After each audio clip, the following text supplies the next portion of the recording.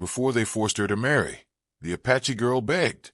The cowboy lifted her onto his horse. 1880s. New Mexico Territory, where the scorching desert sun witnessed a love story that defied every rule of the Wild West. This is the incredible true story of courage, forbidden love, and a decision that changed two lives forever. Her name was Ayanna, which meant eternal blossom in Apache. She was just 17 years old, with eyes like the midnight sky and a spirit as wild as the mustangs that roamed the plains. But Ayanna's freedom was about to end. The tribal elders had made their decision. She would be married to a warrior twice her age, a man she barely knew, a man she didn't love. It was tradition, they said.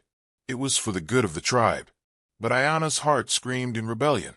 On the morning before her wedding ceremony, as the sun rose over the red mesas, Ayanna made a desperate decision. She would run. 20 miles away, a lone cowboy named Cole Brennan rode through Apache territory. He wasn't supposed to be there. White men rarely ventured into these lands without risking their lives. Cole was different. He'd lived among different tribes, learned their languages, respected their ways. He was a drifter, a man with no roots, searching for something he couldn't name. As he watered his horse by a creek, he heard it, a sound that made his blood run cold. Crying. Desperate, broken crying. He followed the sound and found her, Ayanna, hiding behind the rocks, tears streaming down her face, her wedding dress torn from running through thorns and brush.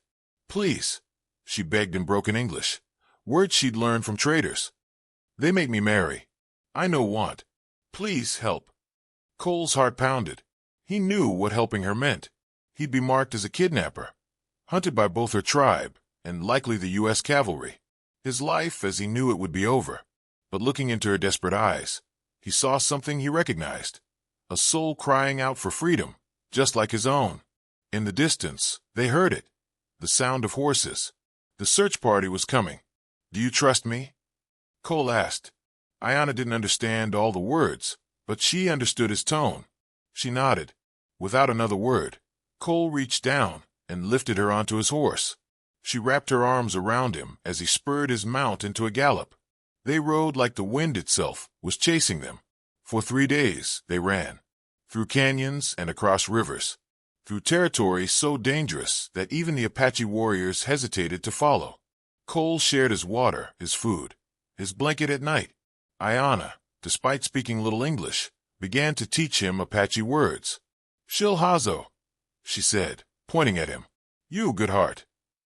As they rode, something incredible happened. Two strangers from different worlds began to understand each other, not just through words, but through something deeper.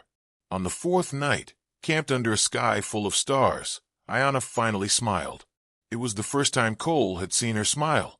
It changed everything. They eventually reached a small mission settlement in California, where a sympathetic priest helped them. The Apache search party had long since turned back, and Ayanna was declared lost to the wilderness. Cole and Ayanna learned to communicate better. She taught him her language, her stories, her people's wisdom. He taught her English, how to read, how to navigate the white man's world. 6 months after that desperate day by the creek, they stood before that same priest and chose each other, not because tradition demanded it, not because elders arranged it, but because two souls had found each other in the chaos of the frontier. History books rarely tell stories like this. They talk of wars and treaties, of famous gunfighters and legendary outlaws. But in a small ranch in Northern California, Ayanna and Cole built a life together. They had 5 children who grew up speaking both Apache and English, bridging two worlds. Ayanna never forgot her people, but she never regretted her choice. Cole never regretted the moment he reached down and lifted a desperate girl onto his horse. Sometimes the bravest thing you can do is choose your own path, even when the whole world tells you you're wrong.